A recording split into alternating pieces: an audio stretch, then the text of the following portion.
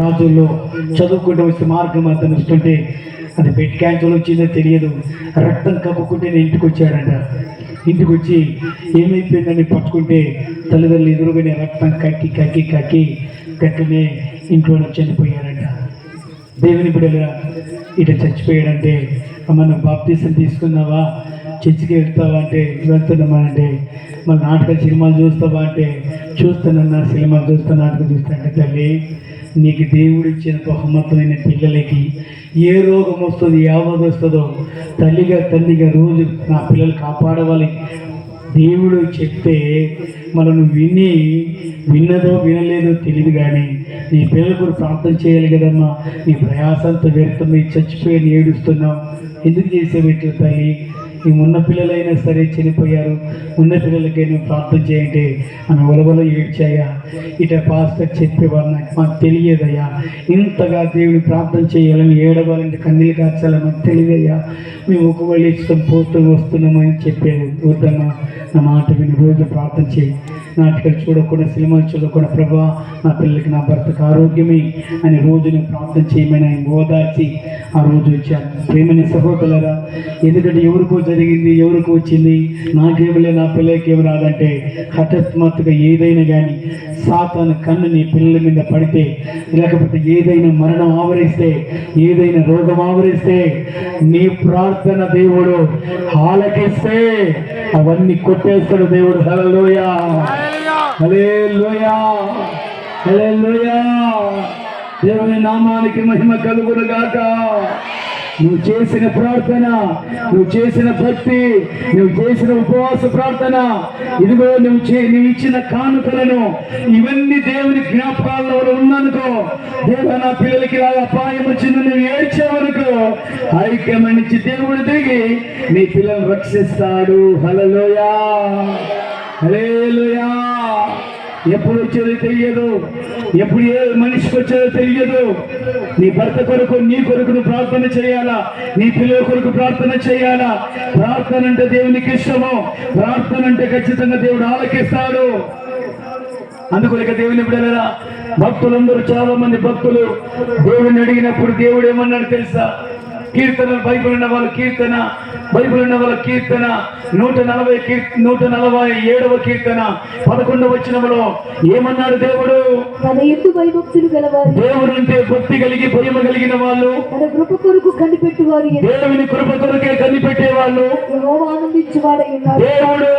దేవుడు అంటే భక్తి కలిగి, దేవుడు అంటే భయము కలిగి తన త్రోవల యందు నడుచుచు ఆయన కృప కొరకు కనిపెట్టుకున్న వాని యందు దేవుడు ఆనందించేవాడై ఉన్నాడు. యెరూషలేమా యెహోవాను కొనియాడుము, దేవుని కొనియాడు. సియోను దేవుని కొనియాడుము, నీ దేవుని కొనియాడు. ఆయన నీ గుమ్మముల గడియలు బలపరుస్తాడు, నీ గుమ్మ గడియముల దేవుడు బలపరుస్తాడు. నీ మధ్యన నీ పిల్లలను ఆశీర్వదించు, నీ ఇంట్లో నీ మధ్యలో ఉన్న నీ పిల్లలను దేవుడు ఆశీర్వదిస్తాడు. నీ సరిహద్దులో సమాధానము, నీ ఇంటి సరిహద్దు లేకపోతే నీ ఇంటి సరిహద్దులో పాడిన మాట, నాశనమైన మాట కలవకుండగా సమాధానాన్ని వంచుతాను. చప్పలు కొడతాను గట్టిగా, గట్టిగా చప్పలు కొడతాను, గట్టిగా చప్పలు కొడతాను. ఇదిగో నీ మధ్యలో ఉన్న పిల్లలు నేను ఆశీర్వదిస్తాను, నీ గుమ్మ గడియలను బలపరుస్తాను, నన్ను వేడుకొని కొనియాడు. దేవుని బిడ్డ, దేవుని కుమారుడా, ఈ రాత్రి నీవు, ఈ 4వ శుభరాత్రి ఇక మీదటైన నీవు నీ పిల్లల కొరకు, వాళ్ళు యవనస్తులయ్యారా లేక చిన్న పిల్లల, పసి పిల్లల, నువ్వు రోజు దేవుని కాడు ఏడ్చుకుంటారా? రాహేలు పిల్లలు ఎలా కాపాడాడు, శారమ్మ పిల్లలు దేవుడు ఎలా కాపాడాడు, నీ పిల్లలను కూడా దేవుడు ఖచ్చితంగా కాపాడుతాడు. హల్లెలూయా, హల్లెలూయా. ఇంకొక చోట ఏమనిందంటే నీ పిల్లలకి ప్రార్థన చేసేది నేర్పించు అంటాడు.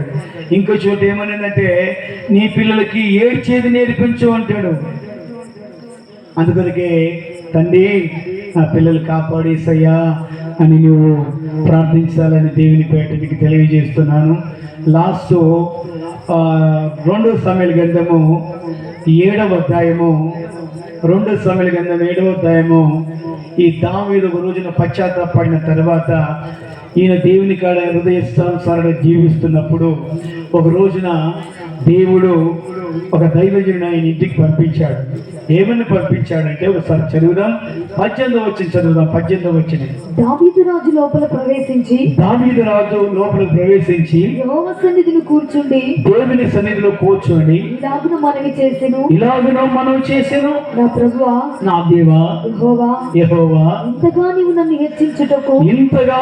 హెచ్చించుటకును నేను ఎంతటి వాడను, నా కుటుంబమే పాటిది. ఇంత హెచ్చుగా దేవుని బిడ్డలుగా ఏమని చెప్పాడంటే దేవుడు, దావి సూర్యుడు ఉన్నంత వరకు, భూమి ఉన్నంత వరకు, ఆకాశం ఉన్నంత వరకు నీ సంతానానికి నేను నా సింహాసనం ఇస్తున్నాను అన్నాడు. హల్లెలూయా, హల్లెలూయా.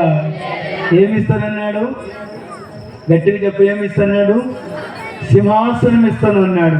ఈ దావీదు అన్నాడు, అయ్యా నా మనసు ఎలాగుందో నీ ఎదుట నా పిల్లలు కూడా వాళ్ళ జ్ఞానాన్ని బట్టి ఏదైనా తప్పిపోతే ఎట్టయ్యా, నా పిల్లలు ఒకవేళ వాగ్దానం ఆకాశం ఉన్నంత వరకు, భూమి ఉన్నంత వరకు సింహాసనం ఇస్తాను అంటున్నావు, నా మనసులాగా నా పిల్లల మనసు ఉండాలి కదా అంటే దేవుడు అంటాడు, దావీదు నీ పిల్లలు తప్పిపోతే వాళ్ళని గాయం చేసి పద్దెముతో కొట్టి నా వైపు తిప్పుతా గాని నా కృప దూరము కాదు. చెప్పలు కొడతాం, గట్టిగా గట్టిగా చెప్పలు కొడతాం. హల్లెలూయా, హల్లెలూయా. నా పెదవ గుండెలో వచ్చిన మాట అది రద్దుపరచను, నెరవేరుస్తాను. నీ పిల్లలు ఏదైనా వ్యతిరేకమైన పనులు చేసి గాయం చేసి దెబ్బ కొట్టి మరల నా వైపు తిప్పుకుంటా గాని నీ ఆ కృప నీ పిల్లలకు దూరము చెయ్యను. హల్లెలూయా, హల్లెలూయా. అలాగ నువ్వు పొందాలి. దేవుని మరణించక మునిపే నా పిల్లల మీద ఆశీర్వాదం పెట్టేళ్ళాలి. దేవునికి స్తోత్రం. హల్లెలూయా. ఏడు ఆస్తులు కాదయ్యా, ఏదంతస్తులు కాదు నైనా, నేను బ్రతికుండగానే నేను పొందిన ఆశీర్వాదాన్ని, నేను పొందిన దీవెన, నేను పొందిన వాగ్దానము నా పిల్లల మీద విడిచిపోతట్టుగా నన్ను అభిషేకించనైనా నాకు ఆరోగ్యం ఇతండి అన్నాడు కదా. బతికేది మనం 100 సంవత్సరాలే. అమెరికా దేశంలో 100 సంవత్సరాలు బతుకుతారు, మరొక పాకిస్తాన్ దేశంలో 80 సంవత్సరాలు బతుకుతారు. మన భారతదేశంలో 70-80 సంవత్సరాలు బతికేది. దేవుడు ఇప్పటికే 40 సంవత్సరాలు అయినాయి, కొందరికి 50 సంవత్సరాలు కొందరికి అయినాయి. మనకు ఉండేది 30-40 సంవత్సరాలు మాత్రమే. ఆ దినాలు రాకమనిపోయి నీ కడుపున పుట్టిన పిల్లల కొరకు ఇదిగో నీ లోకాన్ని జయించి పరలోకానికి వెళ్ళిన తర్వాత మళ్ళీ నీ పిల్లల్ని ఈ లోకంలో కాపాడి మళ్ళీ పరలోకానికి రావాలంటే నీ పిల్లల పైన దేవుని దీవెన, దేవుని కాడ మాట ఇచ్చి ఆ వాగ్దానాన్ని పెట్టాలి. చెప్పలు కొడదాం, గట్టిగా గట్టిగా చెప్పలు కొడదాం. హల్లెలూయా, గట్టిగా చెప్పాలి. యేసయ్యా ఈ రోజు నుంచి నా పిల్లల మీద ఆశీర్వాదము ఉండునుగా కన్నారా. ఆమేన్ చెప్పు గట్టిగా. నా పిల్లలు నీ సన్నిధిలో ఒలివ ముక్కలాగా ఉండునుగా కన్నారా. బల్ల చుట్టూ ఒలివ బల్ల చుట్టూనైనా నా పిల్లలు కుక్క పిల్లలు కాకుండా బల్ల చుట్టూ పొరవ ఒలివ ముక్కలలో నా పిల్లలు కావాలి కానుగాక. చివరికి దావీదు అంటాడు, అయ్యా సూర్యుడు ఆకాశం నుంచి భూమి ఉన్నంత వరకు నా సింహాసనం ఇస్తానన్నావు కదయ్యా, అది కాదు నాయనా. నా పిల్లలు ఒకవేళ రాజకీయాల్లో ఉండి రాజులుగా ఏలుతున్నప్పుడు తొట్టిల్లిపోయి నేను బాధ పెడితే కష్టమయ్యా. ప్రతి విషయము నిన్ను కాదని ఒక అడుగు ముందు కూడా వేయకూడదు. నా పిల్లలు నీ సన్నిధిలో ఉండులాగా ఆశీర్వదించు. చెప్పలు కొడతా, గట్టిగా గట్టిగా చెప్పలు కొడతా.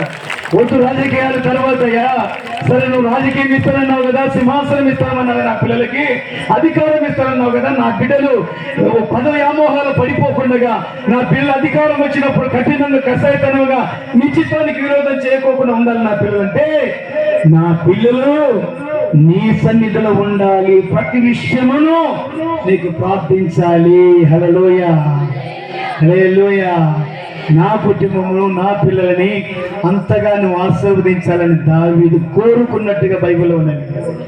దావీదు ఏది కోరుకున్నాడో అదే దేవుడు షలోమోను రాజు ప్రతిదీ కూడా దేవునికి చెప్పకుండా ఏ కార్యము చేయలేదు. హల్లెలూయా, హల్లెలూయా. తండ్రికి ఇచ్చిన వాగ్దానము సొలొమోను రాజు పట్ల దేవుడు నెరవేర్చాడు. హల్లెలూయా.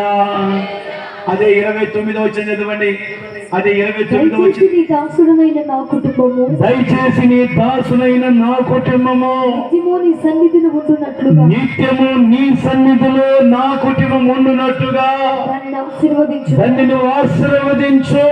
యెహోవా నా ప్రభువా, యెహోవా నా ప్రభువా, నీవు సెలవిచ్చి ఉన్నావు. నువ్వు సెలవిచ్చావయ్యా వాగ్దాన మాట. నీ ఆశీర్వాదము నుండి నీ ఆశీర్వాదం నుండి నా కుటుంబము నిత్యము ఆశీర్వదింపబడును గాక. దేవునికి స్తోత్రం. హల్లెలూయా. దేవుని బిడ్డ దేవునితో పొందాడు, ప్రార్థన చేశాడు. నాకు కోరిక ఉందయ్యా అన్నాడు. మందిరం కట్టించాలన్నాడు. దాని మీద నాకు ఆ ఆశ లేదు అన్నాడు. కానీ నీకు ఆశ ఉంది కనుక నెరవేరుస్తా. నువ్వు కట్టకూడదు, నీ కడుపులో పుట్టబోతున్న కుమారుడు కట్టాలని దేవుడు చెప్పాడు. ఆయన బ్రతికున్నప్పుడు అందరు ప్రజలు కానుకలు, బంగారు, ఎండి, ఆవులు, పశువులు, ఇనుము, ఇత్తడి అన్నికి సమకూర్చాడు. చచ్చిపోతున్నప్పుడు కుమారుడు చెప్పాడు, లోకులు పోయాల్సిన మార్గానికి వెళ్తున్నాను కుమారుడా, నన్ను నడిపించిన దేవుడు నడిపిస్తాడు. నువ్వు ఒకవేళ ఆయన ఉపదేశానికి లోబడు, నువ్వు ఏదైతే ఆశిస్తావో అవన్నీ నెరవేరుస్తావి. హల్లెలూయా, హల్లెలూయా. తర్వాత దావీదు చనిపోయి దేవుని వద్దకు వెళ్ళిపోయాడు. సొలొమోను రాజు దేవుని కాడ అడిగాడు, వాగ్దానం పొందాడు. అక్కడ ఏమని ఇచ్చాడంటే, దావీదు చేసిన ప్రార్థన వలన ఆయన కుమారునికి ఏమని ఇచ్చాడు తెలుసా? సొలొమోను రాజు, నీకేం కావాలని అడిగితే, నీకు ఘనత కావాలా, నీకు ఐశ్వర్యం కావాలా, ఏం కావాలా బిడ్డ అని అడిగితే ఆ కొడుకు ఏమని అడిగాడు తెలుసా? ప్రభువా, విస్తారమైన జనసమూహాన్ని పెట్టావు, మా తండ్రికి ఇచ్చిన వాగ్దానం ఉంది, నేను నెరవేర్చాలి కదా.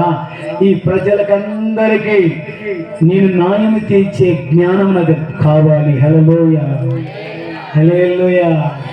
ఏం నీకు ఐశ్వర్యం ఇవన్నీ వద్దయ్యా, నాకు మా ఆయన వాగ్దానం ఉంది, అది నా పట్ల నెరవేరాలయ్యా, అట్లా ఉంటానంటే వద్దు సొలొమోన్. ఇంకా పుట్టిన వాళ్ళు కానీ పుట్టబోతున్న వాళ్ళు కానీ నీలాంటి జ్ఞానపరుడు కానీ నీలాంటి ఐశ్వర్యవంతుడు కానీ ఉండరంత గొప్పవాడవైతే ఉన్నాడు. చెప్పకూడదా? గట్టిగా గట్టిగా చెప్పకూడదా? హల్లెలూయా. ఇలాగా నీ కుటుంబం దేవుని సన్నిధిలో నువ్వు ప్రార్థన చేసినట్టు నీ కుమార్తెలు ప్రార్థన చేయాలి. నువ్వు ప్రార్థన చేసినప్పుడు నీ కుమారులు ప్రార్థన చేయాలి. నీ నోట్లో దేవుని స్తుతించావు, నీ పిల్లల నోట్లో కూడా దేవుని స్తుతించాలి. నువ్వు స్తుతించి నువ్వు పరలోకానికి వెళ్తే మళ్ళీ నీ పిల్లలు కూడా స్తుతించి నీ యొద్ద కలిసి పరలోకంలో ఉండాలి. హల్లెలూయా, హల్లెలూయా. అలాగే చేయాలని నువ్వు దేవుని అడగాలని ఈ 4వ సభ రాత్రి నీతో మాట్లాడుతున్నాడు. అందుకొరకు దేవుని బిడ్డలారా, దీని కొరకు 4 రోజులు ఉపవాసాలు ప్రార్థనలు చేసి వచ్చాను. తండ్రి, ఇక్కడికి వెళ్తున్నాం, ప్రజలందరికీ నువ్వు ఆవరణ కలిగిన మాటలు మాట్లాడమని అడిగాం. చాలామంది దేవుని మనసు ఎరిగిన వాళ్ళు మేము చేసిన ప్రార్థనలు దేవుడు మనసు ఎరిగి వాళ్ళ హృదయాలు వెలిగించి వాళ్ళు ఒక్కొక్కరు చేతుల కష్టాజీవితం, వాళ్ళ పిల్లలు తినవలసిన కష్టాజీవితాన్ని తీసుకొచ్చి ఈ పరిచర్యకి ఇచ్చారు. ఈ పరిచర్య వాళ్ళు ఇచ్చిన సొమ్ములో 4 రోజులు మనం అన్నము, 4 రోజులు ఈ పరిచయ సంగతులకి, లైట్ కనెక్షన్ అన్నిగి మీ ఖర్చులు వస్తున్నాయి. ఆశీర్వాద భోజనాలు కూడా దేవుని కూడా పెడుతున్నారు. వాళ్ళ కుటుంబాలు వాళ్ళని దీవించాలని మీరందరూ ప్రార్థన చేయాలి. హల్లెలూయా, హల్లెలూయా, హల్లెలూయా. ఇలాగ నువ్వు ఎవరైనా సేవకులు లాంటి పెద్ద సేవకులు మీ సంఘంలో ఎవరైనా వచ్చినా నీ తోసు వేసినంత, నీ ప్రేరేపణ కలిగినంత, అన్నయ్య దైవ సేవకులారా మీరు ప్రార్థన చేయడానికి వచ్చారు, ఇదిగో మా కుటుంబం తరపునంత కానుక తీసుకోండి, ప్రార్థన చేయి మా కుటుంబం కొరకు నువ్వు అన్నావు అనుకో. వాళ్ళు ఒకవేళ మర్చిపోయినా దేవుడు మర్చిపోడు. హల్లెలూయా, హల్లెలూయా. నువ్వేంటంటే నీకు విలువను తెలుసుకోవాలి. నీ ఇంటికి ఎవరైనా ఇంటికి వచ్చారనుకో, ఏం చేస్తావు తెలుసా? వాళ్ళు సీక్రెట్లు బీడలు తాగి ఒకవేళ బంధువులు వస్తే కూడా చికెన్ మటన్ ఉంది 1000 రూపాయలు అయిపోకూడదు. నువ్వు పెళ్లి చేసేవనుకో 5-6 లక్షలు పెట్టి డేమ్ పెట్టించి మందు దాపి డ్యాన్స్ చేపిస్తావు.